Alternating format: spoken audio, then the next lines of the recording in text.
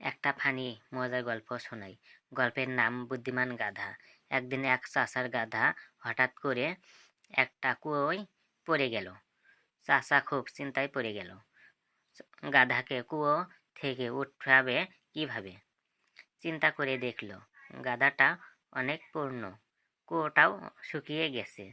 তাই ভাবল, দুই কাজ একসাথে করি, গাধাও মরে যাক, কুয়োটাও ভরে যাক।